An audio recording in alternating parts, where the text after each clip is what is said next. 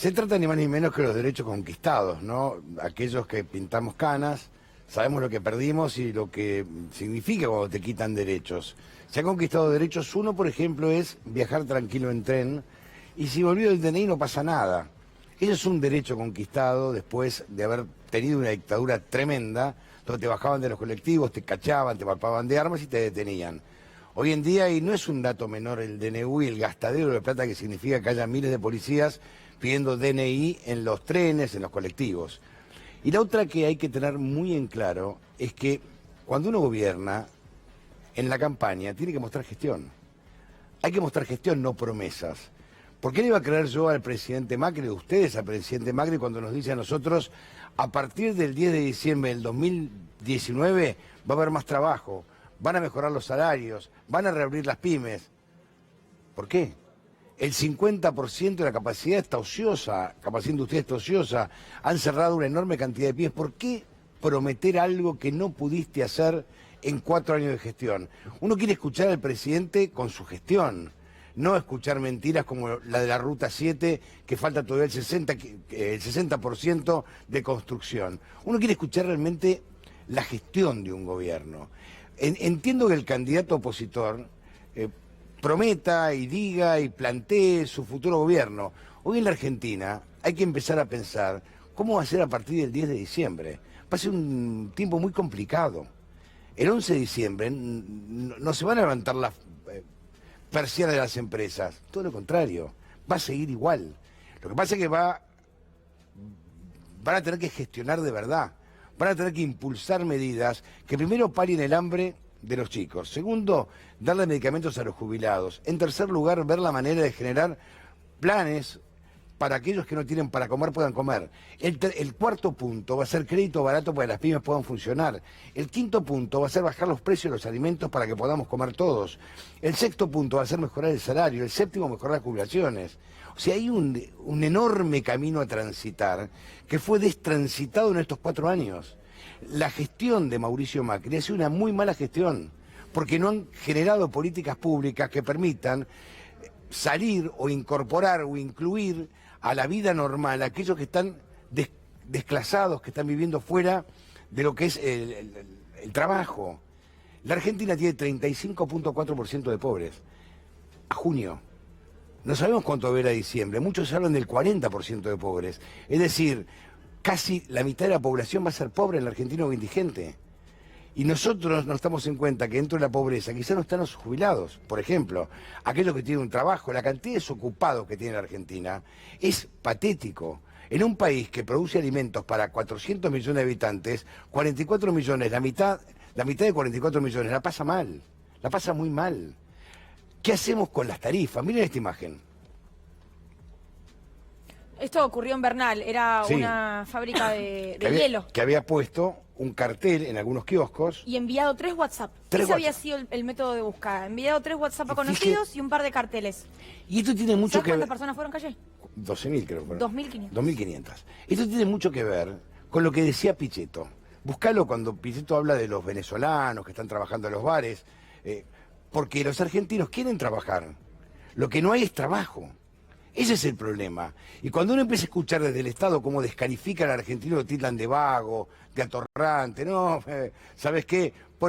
Estamos buscando peones que trabajan en el campo y nadie va. Y pregúntense cuánto les pagan. ¿Cuánto les pagan? Cuando uno escuchaba al dueño de un lavadero de autos, en una zona bastante importante, ¿no? O sea, no, ¿sabes qué? Yo coloco un cartel y vienen a decir, ¿cuánto le pagás? 50 pesos por auto. ¿Vos te pensás que un tipo tiene que lavar por día 100 autos? 100 autos para tener más o menos un salario digno. Esta es la Argentina. Por eso cuando se habla de un gran acuerdo social, una concertación, hay que tener en cuenta que para incluir a todos tenemos que ceder un poco. Los empresarios tienen que ceder las pingües ganancias que tienen. ¿Por qué no extender el horario bancario? Como es en Estados Unidos, otros países del mundo que trabajan 12, 14 horas. ¿Por qué no extender actividades para que aquellos que pretenden o quieren entrar al plano laboral puedan ingresar? La Argentina tiene mucha capacidad. El problema no somos los argentinos, son primero quienes no gobiernan y en segundo lugar quienes conducen las empresas. Pregúntense cuánto ganan los supermercados en Argentina, pregúntense ¿Cuánto ganan las grandes empresas en Argentina y cuánto ganaron? ¿Cuánto ganan las energéticas? Las empresas de gas, ¿cuánto ganan? AISA, ¿cuánto está ganando? Empiecen a preguntarse eso. ¿Cuántas obras hicieron? ¿Cuántas obras hicieron? Cuando se empieza a investigar de verdad, y la justicia, si alguna vez existe la justicia en este país, empieza a investigar de verdad, y el Estado vuelve a existir, vamos a enterar a nosotros, que debería hacerlo el Estado y publicarlo, cuánto ganaron en estos 4 años. ¿Cuánto ganaron, como dice Macri, en los últimos 70 años, los empresarios que, como él, vivieron de la teta del Estado e hicieron pingües negocios? Sumamos a Julia a este debate porque Alberto Fernández decía algo muy interesante recién en el informe. Uno, de no pagar a los bancos, y habla de las LELIQs, que ayer ya se tituló Alberto no va a pagar lo que le corresponde. Y en segundo lugar, de las reservas. Sí, hay algo que está pasando. Primero, el gobierno está abdicando una a una de cada una de sus premisas ideológicas sostenidas en los últimos 3 años y medio. Yo acá me anoté algunas. Digo, el default selectivo, defaultearon su propia deuda emitida, el control de cambios, sacaron el control de cambios, lo volvieron a poner. Pedirle al Fondo Monetario Internacional que autorice a utilizar una parte de las reservas, algo que ahora voy a explicar. Prometen subir el mínimo del impuesto a las ganancias, prometen beneficios para las pymes. Mauricio Macri promete más salario y más trabajo. Ahora, cada una de estas abdicaciones ideológicas no son en favor de los trabajadores, son para llegar bien al 27 de octubre primero y al 10 de diciembre después. Ese es el principal problema que tiene el gobierno hoy. En relación a las reservas, lo que está pasando, a mi criterio, es de una enorme gravedad, porque finalmente el fondo no quiere comprometerse poniendo el mocho, poniendo la firma, para desembolsarle los 5.400 millones de dólares al gobierno de Mauricio Macri, un gobierno deslegitimado y en retirada. Este es el análisis que hace el Fondo Monetario Internacional, que considera además que Alberto Fernández sería el próximo presidente, pero sí autoriza el FMI a que Mauricio Macri use una parte de las reservas del Banco Central que se consideraban intocables, que no se consideraban que se podían utilizar, eran parte del refuerzo de las reservas. Cuando hacíamos, y lo vamos a mostrar más tarde, el cálculo de las reservas netas, lo que mostrábamos es que de 48.000 millones de dólares se podían usar solamente 12.000 millones. ¿Por qué? Porque no se podía el swap con China, porque no se podían los encajes de los depósitos en dólares, porque no se podían esos 7.200 millones de dólares de reservas del Banco Central que eran del fondo. Y ahora sí permitieron utilizar eso. ¿Qué es lo que va a pasar? Que las reservas van a seguir cayendo, que el próximo presidente va a recibir reservas todavía más bajas, que eso va a generar algún tipo de desestabilización, turbulencia cambiaria en relación a la sostenibilidad del Banco Central, y eso posiblemente agrave la brecha cambiaria y tenga impacto en los precios. Esto que está haciendo el Fondo Monetario Internacional es reconocer que el modelo fracasó, porque indirectamente lo reconocen, y es importante poder empezar a asentar esto. No hubo un problema de mala gestión, no hubo mala implementación de las políticas, porque si asumimos que se implementó mal, el día de mañana, con el mismo plan, vuelve Sturzenegger, vuelve Caputo, vuelve alguien del PRO y dice, esta vez lo vamos a hacer bien.